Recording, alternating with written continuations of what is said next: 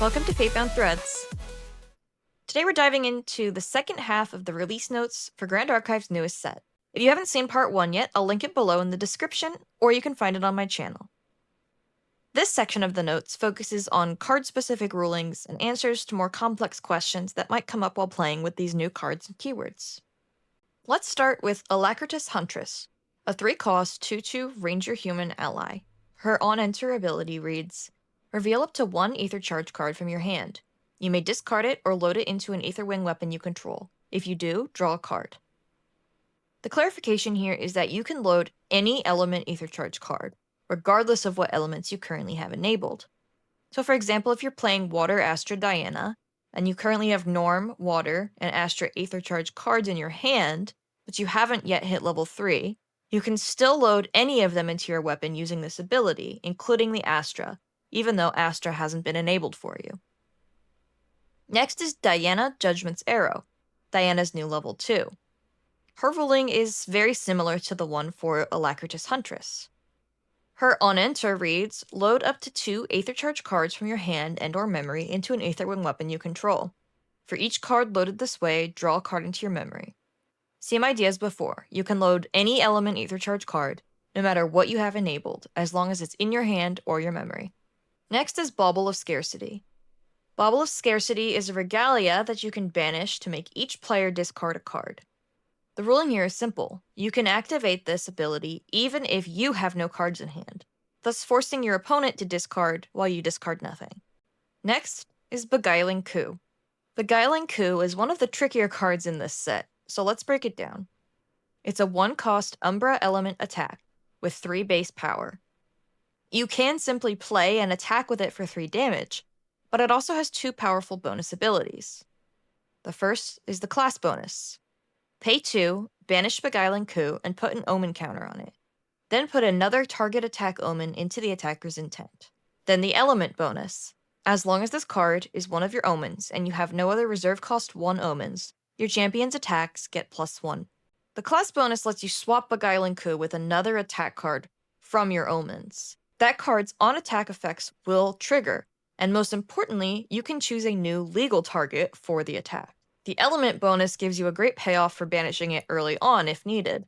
Extra bonus damage on every attack. Now for the rulings. The first one reads, attacks with the command keyword can be the target of the ability, but will not enter the intent. And rule 2 reads, you may change the attack target to any legal unit. If a unit with taunt was the initial target for attack declarations, a different legal unit without taunt may be selected. Let's unpack that. The first ruling is straightforward. If you swap in a command card, it won't enter the attacker's intent zone. There's just nowhere for it to go. So you'd use that swap to trigger effects like Seal's level 3 passive, which allows you to deal damage every time you put an omen counter on something, or simply to banish Beguiling Coup for its bonus. The second ruling is where things get kind of tricky. Beguiling Coup lets you sidestep taunt in some situations. For example, if your opponent has a taunt ally, you have to declare an attack on it. But if you then activate Beguiling Coup, swap in another attack, like Heavy Swing for example, you can now choose a new legal target. If there are no other taunt units, you can now target their champion. But if another taunt ally is present, you'll still have to target a unit with taunt. Basically, the target of your second attack still has to be legal, but it does not have to be the target of the first attack. Next up is Chateau Dequa. This card reads, on enter, remove all buff counters from objects you don't control. Buff counters can't be placed on objects you don't control. This ruling clarifies that this includes preventing buff counters from being placed as an object enters the field, not just afterwards. Then Seal, Omenbringer. His level 2 version reads, for each omen you have, discard a card from your hand or memory and draw a card into your memory. The ruling emphasizes that each discard and draw is a separate action. This means you can discard a card that you just drew with this effect, and then repeat that for each omen that you have. Next is Duplicitus Replication. This new Crux spell reads, the next time 1 or more regalia enter the field under an opponent's control this turn, summon a token copy of each of them. This ruling clarifies that if a token copy created by this card is returned to a material deck, it will cease to exist, as with all token objects. Fight for the crown. This skill reads, each player sacrifices an ally. This ruling clarifies that even if you have no allies, it's still a legal play. Your opponent will still be forced to sacrifice their allies, even if you have none on your field. Lily, Marine Castellan. Lily's on-attack ability is, if Lily is attacking a unit with an even life stat, this attack gets +1, and you may return a card from your memory to your hand. The ruling explains that this ability will check the current life stat of the unit, not just its base stats. So any modifications like buff or debuff counters are included. Liminal Guide. This new staple ally reads, whenever your champion levels up, return this card from your graveyard to the field. If you do, it becomes ephemeral, and draw a card. The ruling clarifies that Liminal Guide must be in the graveyard at the time the effect resolves. If it's removed beforehand by any other effects, you don't get to bring it back. The same ruling was given to the Unyielding Wraith Guard. Next is Memento Pocket Watch. This regalia lets you banish it to give your next unit +3 attack. The ruling confirms that this bonus applies even if the unit is attacking through a command card. Trump Set.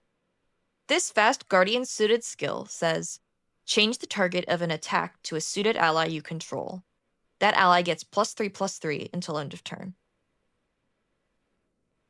The clarification here is that the new target must be a different target from the original, so you cannot just use this card to give an ally +3/+3. It has to be a true redirect. Spirelle, Schwartz Queen. One of my personal favorite cards from this new set. Her abilities are, on enter, as a spell, deal 3 damage to a target unit. Then you may banish a card from your hand or memory face down. 2 costs, tap Sporel. Reveal a card banished by Sporel with reserve cost X. Negate each activation of cards with reserve cost X. Put each card negated this way and each card banished by Sporel into their owner's memories. Then, trigger each of Sporel's on-enter abilities. Ruling 1 is, if Sporel dies while a card is banished under her abilities, that card will remain banished. And ruling 2 is, revealing a face-down banished card is a cost to activate Sporel's ability. The second ruling means you can play Sporel without banishing a card. However, you have to reveal a face-down banished card to activate her second ability. So, if you don't banish a card as you play her, you won't ever be able to activate her second ability. And the last ruling is for Verita, Queen of Hearts. Her ability reads, you may banish 3 or more suited ally cards with a total reserve cost of 10 from your graveyard rather than pay this card's reserve cost. Other suited allies you control have immortality. On death, suited allies you control get +1 damage until the end of your next turn. The clarification is specific. The total reserve cost of the banished cards to pay for Verita's alternative cost must be exactly 10. This means you can't go over or under. You have to banish cards whose combined reserve cost is exactly 10.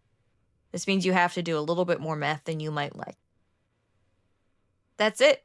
You've made it through part 2 of the Distorted Reflections ruling notes. Thank you for watching, and I hope this 2-part breakdown helps you hit the ground running this season. Make sure to subscribe so you don't miss the next video, a deep lore dive into the Grand Archive itself. See you there!